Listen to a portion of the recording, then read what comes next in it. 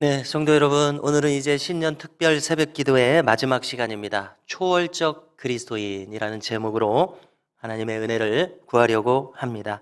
자, 초월이라는 말부터 한번 새겨보겠습니다. 초월이라는 말은 뛰어넘는다는 뜻이죠. 오늘 말씀 에베소서 3장 18절을 보니까 지식에 넘치는 그리스도의 사랑을 알고 이 말씀을 합니다. 자, 여기서 이 초월이라는 말을 뽑아왔는데요. 여기서 이 지식에 넘친다는 말이 정확히 무슨 뜻이겠습니까? 지식을 뛰어넘는다는 뜻입니다. 지식이란 우리에게 이해력을 주죠. 자, 넘친다는 말을 헬라어로 찾아보니까 저 위에 있다 이런 뜻입니다. 그러니까 이 지식에 넘친다는 말은 지식을 초월하는 어떤 알을 가리키는 말입니다. 자, 초월한다는 말, 이해를 초월한다는 뜻입니다. 여기서는 그리스도의 사랑이 인간의 이해를 뛰어넘는 초월적인 사랑이다 이런 의미로 썼습니다. 자, 우리가 손양원 목사님을 잘 아실 것입니다. 그분의 별명을 한국교회가 어떻게 부르고 있습니까? 사랑의 원자탄이다 이렇게 부르고 있습니다. 자기 자식을 죽인 그 청년들을 양자로 삼았습니다. 자, 이것을 어떻게 인간의 마음으로 이해할 수 있겠습니까? 그래서 그 초월적인 사랑을 나타낸 것을 사랑의 원자탄이다 우리가 이런 말로 표현을 하고 있습니다. 그리스도의 사랑이 이렇게 인간의 인식과 이해를 뛰어넘어서 저 초월적인 차원에서 우리에게 부어지고 있음을 우리는 믿어야겠습니다. 그래서 그 사랑을 받은 사람들, 깨달은 수많은 믿음의 선진들이 역시 초월적인 삶을 살았습니다. 우리가 이제 걸어가게 되는 이 초월적 그리스도인의 삶의 그 길이 어떤 것인지 이 시간에 살펴보고자 합니다. 첫째로 우리가 걸어가는 이 초월적 그리스도인의 길은 인간의 이성, 인간의 지식, 인간의 알을 초월하는 삶이라는 것입니다. 두 번째로 우리가 걷는 이 길은 이 물리적 세계를 초월한 세계, 영적인 세계를 인정하는 삶이라는 것입니다. 셋째로 이 길은 초월적 삶을 사는 삶의 방식으로 걸어가야 하는 길입니다. 이렇게 세 가지 내용을 살피겠습니다. 첫 번째로 이 초월적 그리스도인은 지식, 인간의 이성, 인간의 알을 초월해서 생각할 수 있는 사람입니다. 자, 중세시대에 토마스 아퀴나스라고 하는 인물이 있습니다. 그는 1200년대 중반을 살았던 인물입니다. 약 50세가량을 살았습니다. 그는 이 신학대전이라고 하는 유명한 책을 남겼습니다. 그는 학자 중에서도 대학자로 알려져 있습니다. 자, 전해지는 말로는 그 사람은 이제 자기가 읽는 것 가운데 이해가 안 되는 내용이 없었다고 합니다. 자, 뛰어난 지성을 가졌다는 뜻이죠. 자, 신학대전은 전공자도 다 읽지 못할 만큼 방대한 내용이라고 알려져 있습니다. 그는 정말 글을 쓰는 기계처럼 끊임없이 평생 글을 쓰던 학자였습니다. 부지런히 글을 쓰던 학자였습니다. 그의 책을 다 읽지 못할 정도니까 얼마나 부지런히 썼는지 우리가 헤아릴 수 없을 정도입니다. 자, 그런데 그가 갑자기 절필을 합니다. 글을 쓰는 것을 멈춥니다. 그래서 친구가 물었습니다. 왜 이제 글을 쓰지 않는가? 1273년 10월 6일에 그가 미사, 우리식으로 하면 예배를 드리는 중에 특별한 신비 체험을 했다고 전해집니다. 마치 사도 바울과 같이 셋째 하늘에 이끌려간 체험에 견줄 수 있는 그런 체험을 한 겁니다. 그래서 말했습니다. 나는 더 이상 글을 쓸 수가 없습니다. 왜냐하면 내가 지금까지 쓴 것은 내가 본 것에 비하면은 지푸라기 같이 그렇게 쓰잘데 쓸모없이 느껴지는 것이기 때문입니다. 이렇게 말했다고 전해집니다. 자, 여러분, 이것이 무슨 의미입니까?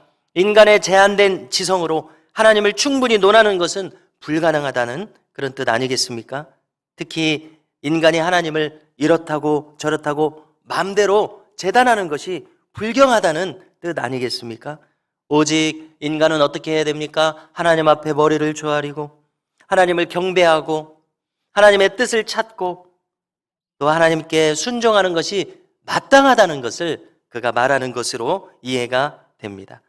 자, 이사야 선지자의 말씀을 우리가 잘 알고 있는데요. 이사야서 55장 8절 이하에서 이렇게 말합니다. 하나님께 돌아오라는 호소를 전한 다음에 이렇게 말합니다. 이는 내 생각이 너희의 생각과 다르며 내 길은 너희의 길과 다름이니라. 여호와의 말씀이니라. 이는 하늘이 땅보다 높음같이 내 길은 너희의 길보다 높으며 내 생각은 너희의 생각보다 높음이니라 라고 말씀합니다. 여러분, 이 말씀처럼 우리는 마땅히 우리의 생각을 초월하는 하나님을 인정해야 될 줄로 믿습니다. 이것은 무슨 의미입니까? 우리의 심령이 겸손해져서 주님을 끊임없이 주님의 뜻을 찾는 삶을 살아야 한다는 것을 말씀한다고 믿습니다. 여러분, 둘째로 우리가 믿는 신앙은 단순히 눈에 보이는, 이것을 물리적 세계라고 하죠. 우리의 눈에 보이는 이 현실의 세계, 이 물리적 세계에 갇혀 있지 않습니다. 신앙은 보이지 않는 세계를 인정합니다. 영어로 슈퍼내추럴이라고 할 때 무슨 뜻입니까? 내추럴, 자연적인 것을 넘어서는 어떤 것이 있다는 것이죠. 초자연적인 세계를 인정합니다.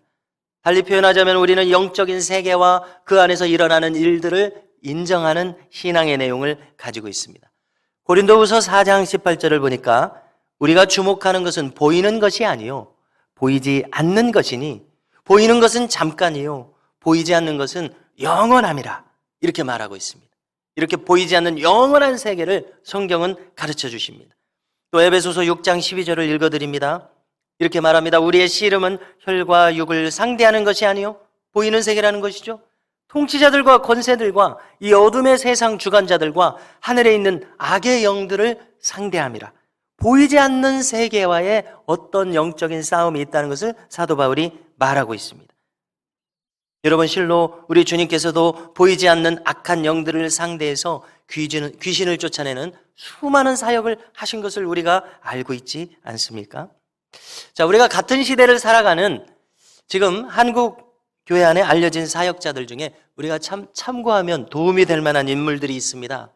박앤옥 목사님이라는 분이 있습니다. 이분은 한 10년 전에는 집사님이었는데 박앤옥 목사님이 되신 것 같습니다. 그의 간증을 우리가 한번 들어볼 만합니다. 그는 젊은 시절부터 박수무당이었습니다. 박수무당이 무엇입니까? 남자 무당을 박수무당이라고 하죠. 특별히 그는 신내림을 받은 정말 신통하다고 할까요? 그런 무당이었습니다. 자, 그런데 그가 신앙을 가지게 되었습니다. 그래서 그 세계에서 벗어났습니다. 그래서 그가 경험했던 실제적인 그 영적 존재에 대해서 경험적으로 간증을 나눠주는 인물입니다.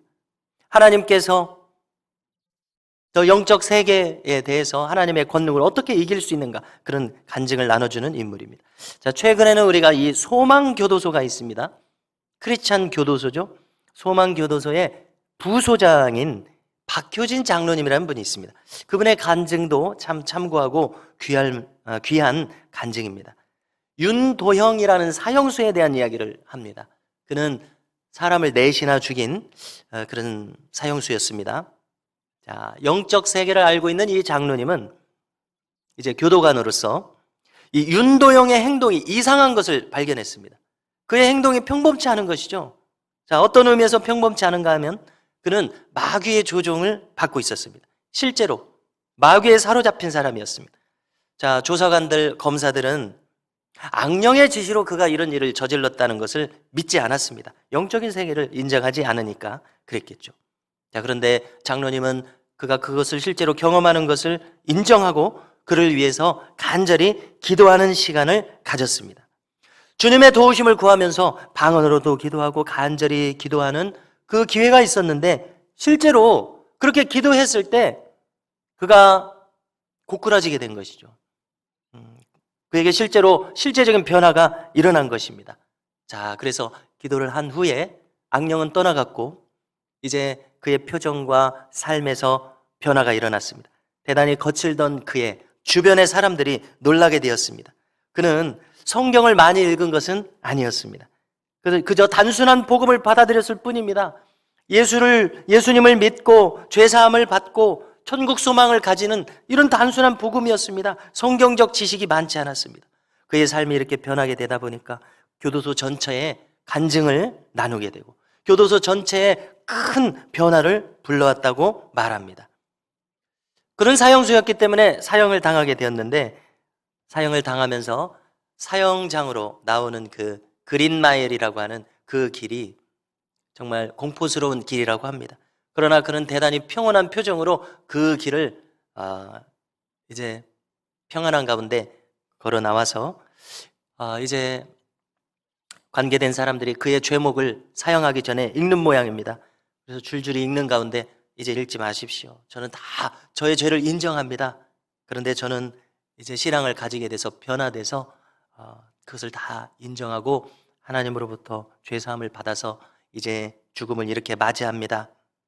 라고 말하면서 하늘 가는 밝은 길이 내 앞에 있으니 찬양하는 가운데 그렇게 평온한 표정으로 죽음을 맞이했다는 것입니다. 관계자들이 다 놀랐다는 것입니다. 여러분, 우리는 영적인 세계를 인정해야 합니다.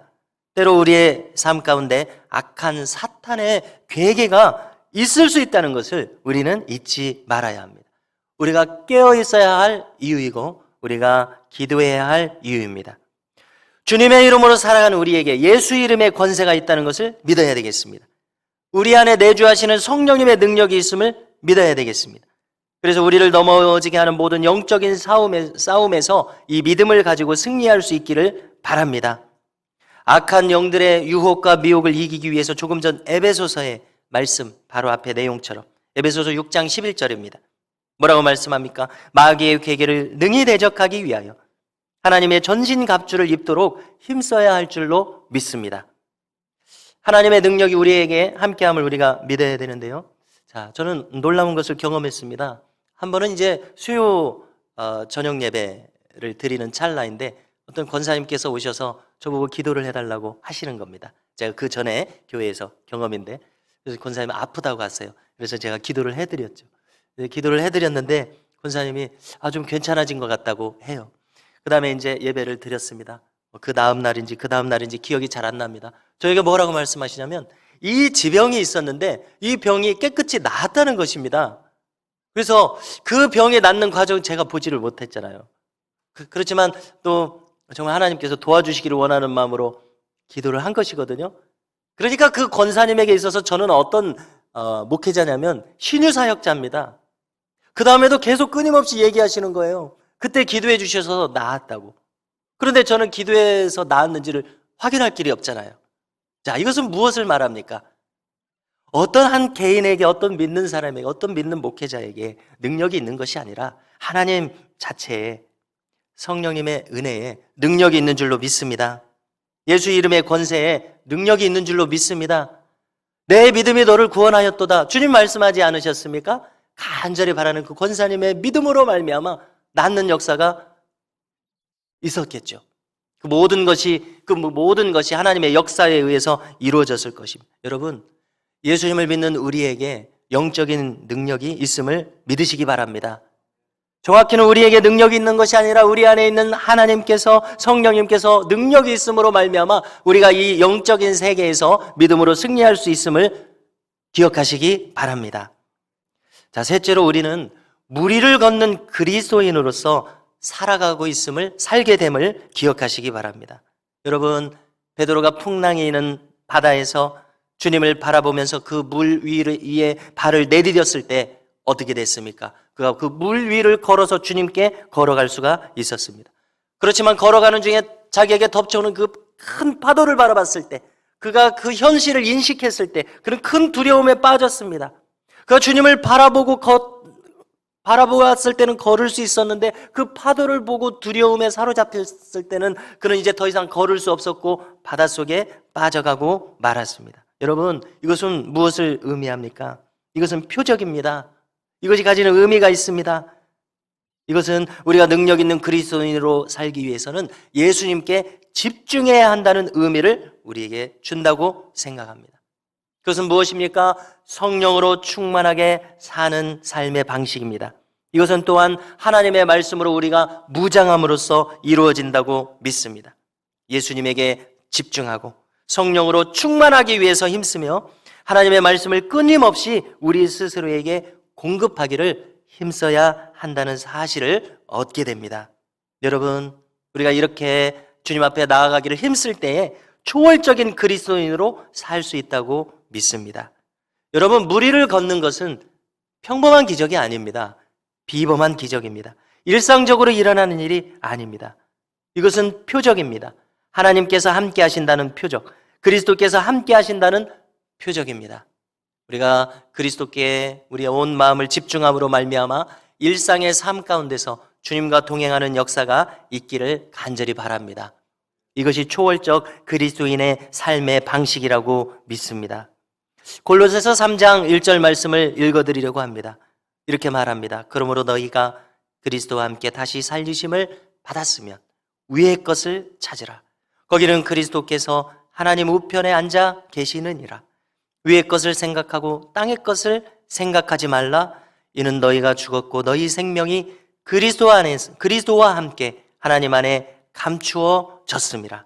우리 생명이신 그리스도께서 나타나실 그때에 너희도 그와 함께 영광 중에 나타나리라 말씀합니다. 사도 바울의 이 권면처럼 위의 것을 추구하는 이 초월적인 삶의 방식, 우리 모두가 살아갈 수 있게 되기를 소망합니다. 우리 주님도 말씀하십니다. 산상수훈에서 어떻게 말씀하십니까? 너희를 위하여 보물을 땅에 쌓아두지 말라. 거기는 좀과 동록이 해하며 도둑이 구멍을 뚫고 도둑질 하느니라. 오직 너희를 위하여 보물을 하늘에 쌓아두라. 거기는 좀이나 동록이 해하지 못하며 도둑이 구멍을 뚫지도 못하고 도둑질도 못하느니라. 내 보물 있는 그 곳에는 내 마음도 있느니라 말씀합니다. 여러분, 우리는 이 주님의 말씀 우리의 신비에 새겨야 되겠습니다. 그래서 우리가 행하는 모든 것, 우리가 땅을 향해서 심는 어리석음을 범치 않을 수 있기를 바랍니다. 땅에 심는 것, 잠깐 있다가 썩어질 그 일을 우리가 왜 해야 됩니까? 우리는 어떤 부르심을 받았습니까? 우리가 하는 모든 일들을 통해서 하나님 나라에 우리의 보화를 심는 놀라운 은혜가 우리 가운데 있기를 원합니다. 이것이 바로 초월적 그리스도인이 살아가는 삶의 방식입니다. 왜냐하면 저 위에 우리가 영원히 살아갈 하나님 나라가 있음을 믿기 때문에 그렇습니다. 그래서 이 땅에 심지 않고 하나님 나라에 심는 놀라운 은혜가 우리 모두에게 있기를 간절히 소망합니다.